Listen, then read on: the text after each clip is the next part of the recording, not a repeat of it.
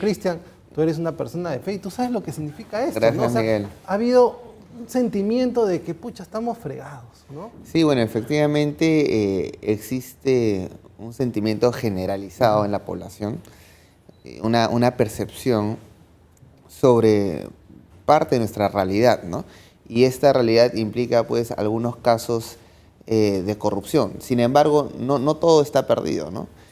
Y precisamente para eso es importante dar batalla, ¿no? O sea, denunciar la corrupción y sancionar a las personas involucradas en corrupción, pero todo dentro de un marco de Estado de Derecho, respetando el debido proceso.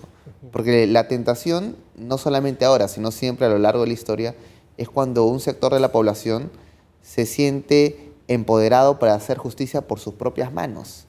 Entonces se recurren a métodos que no están dentro del Estado de Derecho o que no son legítimos, y esto lo único que ocasiona es más bien que se desencadene más y más y más corrupción y más pelea, recordando que siempre al mal hay que vencerlo con el bien, ¿no? Cristian, entremos al mensaje del presidente de la República de este 28 de julio. El presidente dijo que la igualdad de género era la herramienta para combatir el machismo, que la igualdad de género iba a permitir que los peruanos y peruanas puedan salir adelante y tener todas las oportunidades que se merecen. Ahora, los sectores LGTBI han agarrado el tema y han dicho, listo, el presidente nos ha apoyado, igualdad de género, matrimonio gay, más una propuesta inclusive, ya creo un poquito fuera de lugar, de la congresista Cecilia Chacón, que dijo, para el referéndum que se vote por el matrimonio homosexual, ¿no? Y los sectores, como los colectivos como Con Mis Hijos No Te Metas, dijeron, ahora guerra contra los que quieran ideología de género. Bueno, yo creo que todos los lados están tergiversando lo que dijo el presidente. Bueno, cuando el presidente o el ministro de Educación hablan que el género o el enfoque de género, la igualdad de género, es una herramienta para mejorar la sociedad, están expresando, evidenciando una noción de ingeniería social, porque en una ingeniería se usan herramientas. ¿Para qué? Para mejorar, perfeccionar, como si los peruanos fuéramos medios de realización de ideologías.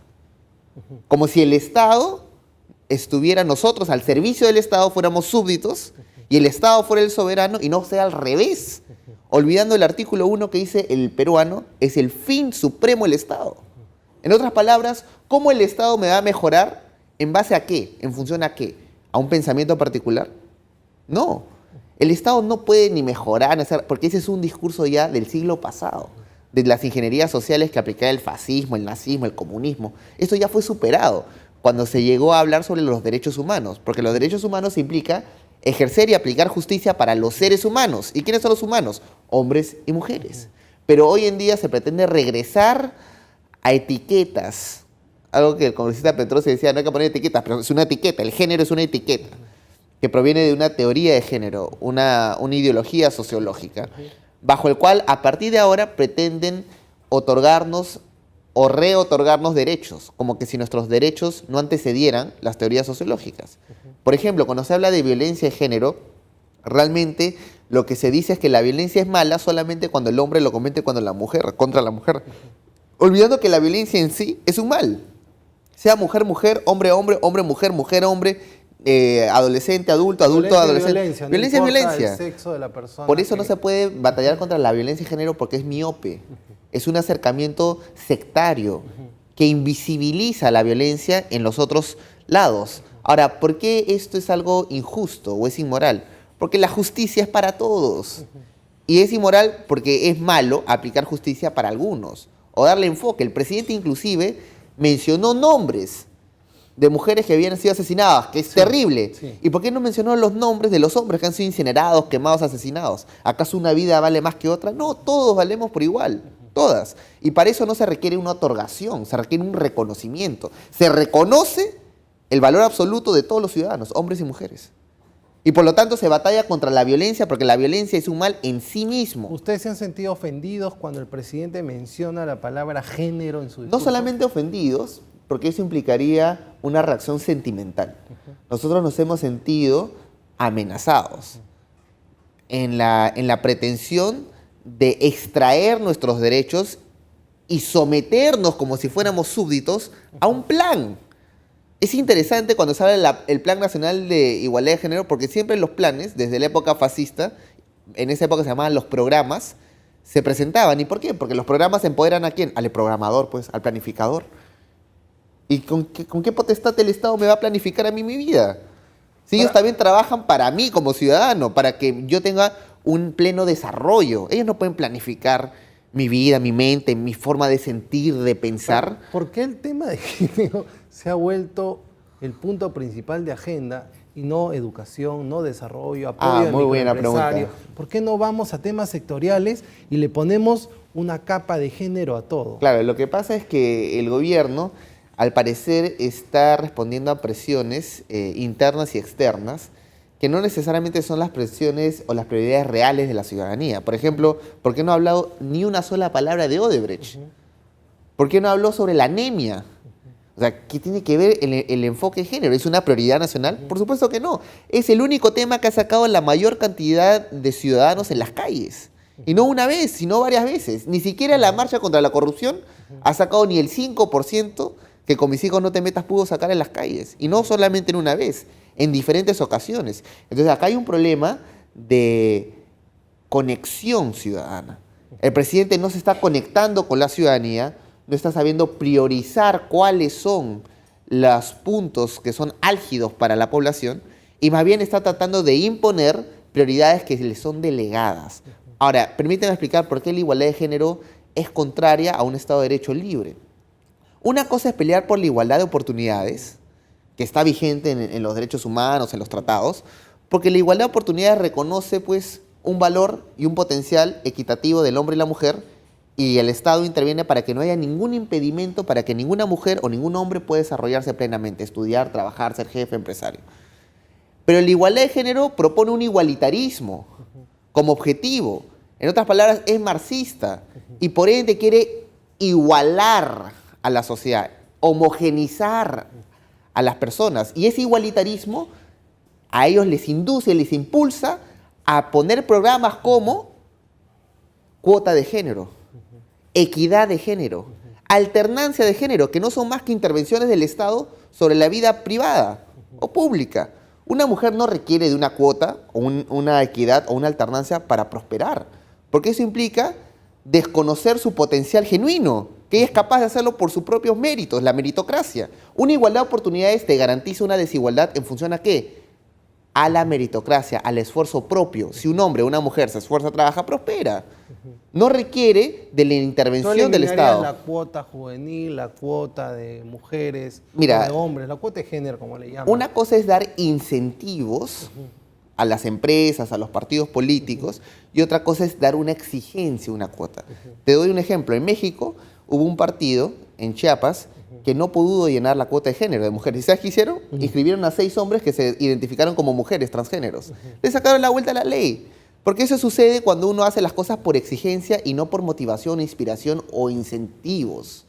O sea, no se puede tratar de mejorar la sociedad con fuerza humana. Recordemos que siempre las personas que han querido mejorar la sociedad humana mediante la fuerza coercitiva del Estado han terminado siendo los monstruos más grandes. Dicen todas las de mayorías.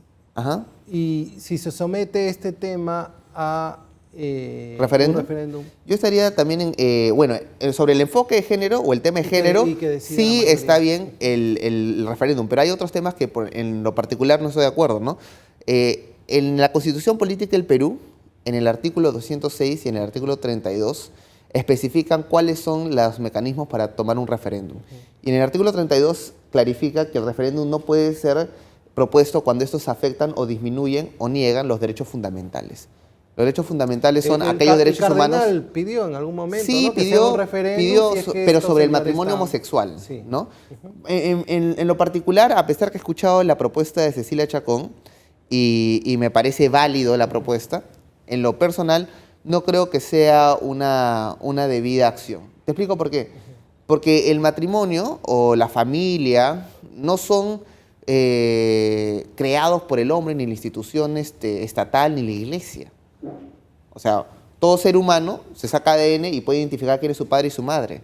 Eso no requiere ni religión ni de Estado.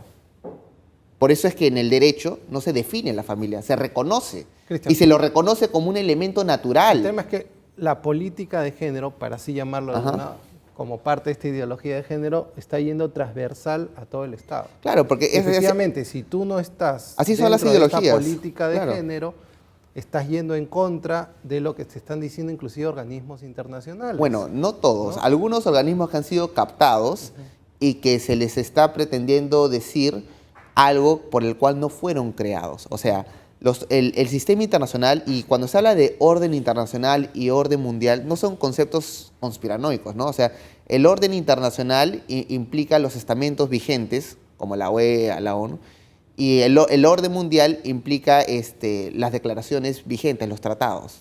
Cuando se habla de nuevo orden mundial, siempre se habla de crear una nueva legislatura internacional, una nueva legislación. Es por eso que lo hubo la Liga de las Naciones ante la Segunda Guerra Mundial, y después hubo un nuevo orden mundial con el tema de la ONU y la Declaración Universal de los Derechos Humanos.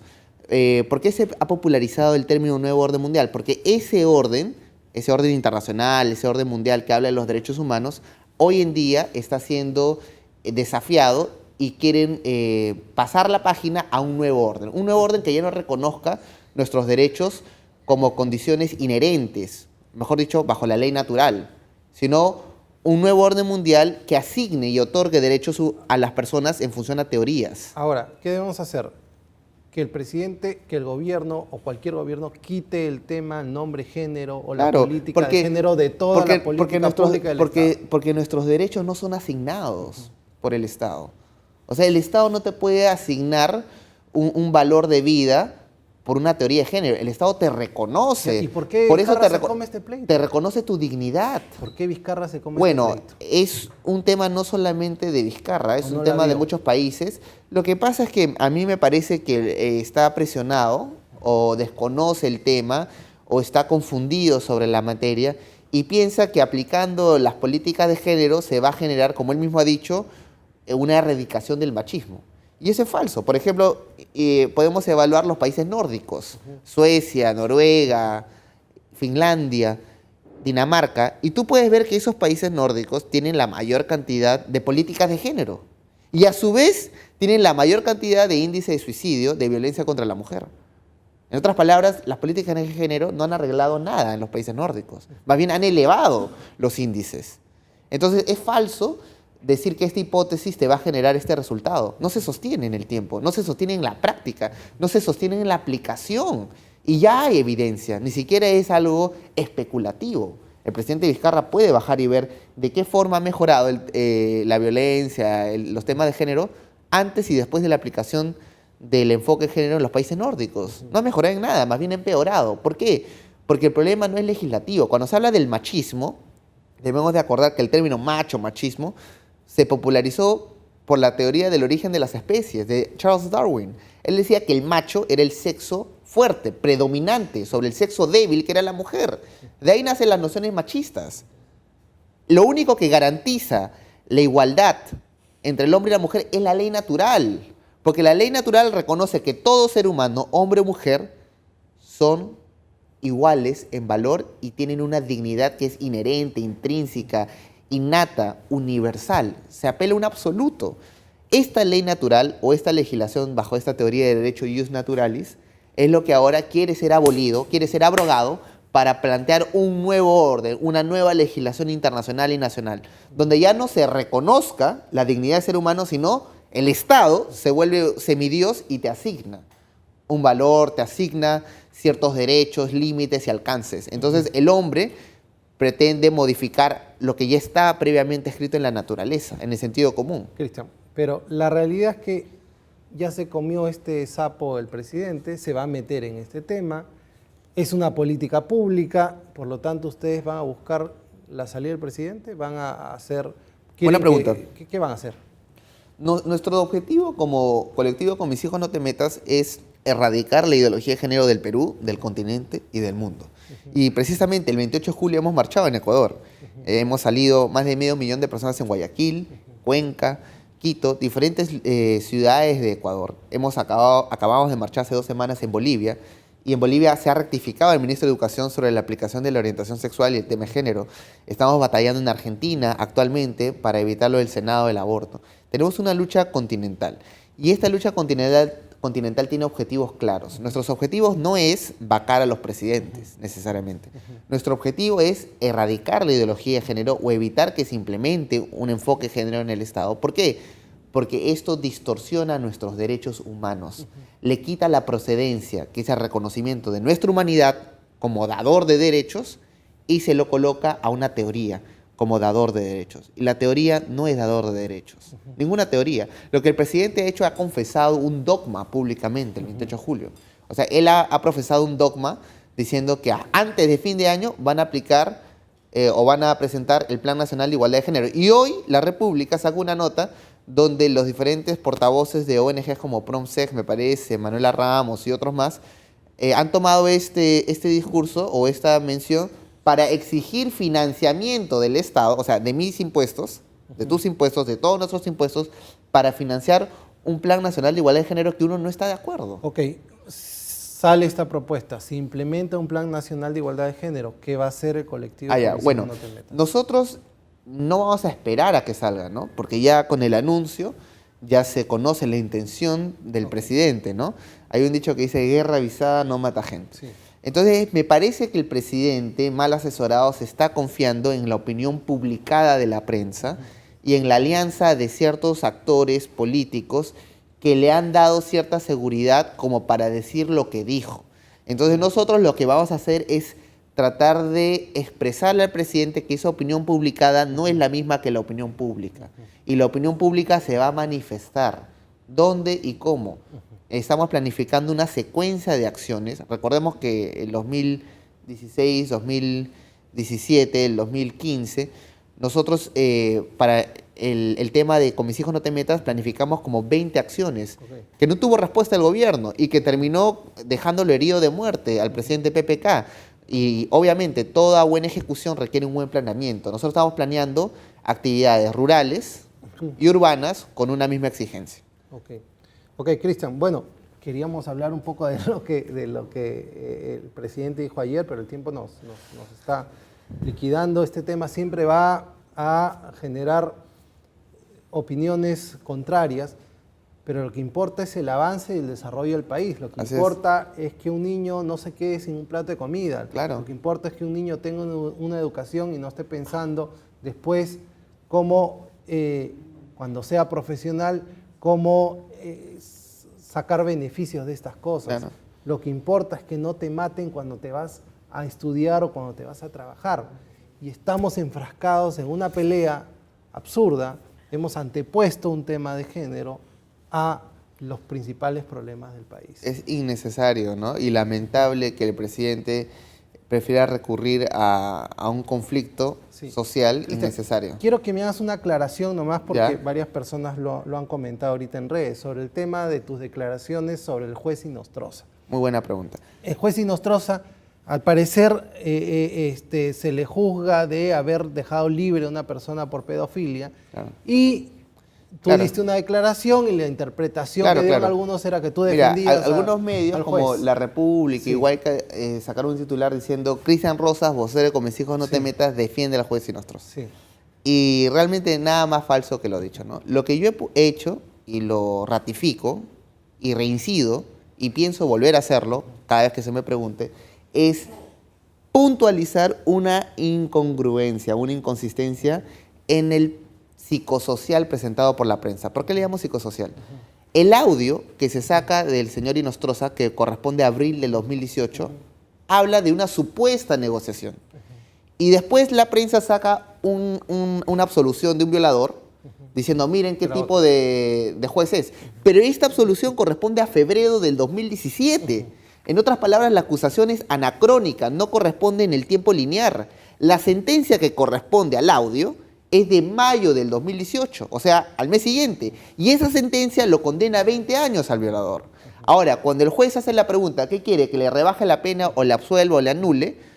Él ratifica la misma pregunta en el juicio, porque busca cuál conocer cuál es la pretensión de la defensa del acusado. Es una pregunta que lo hacen todos los jueces, en todos los juicios. Ellos preguntan, señor, ¿cuál es su pretensión?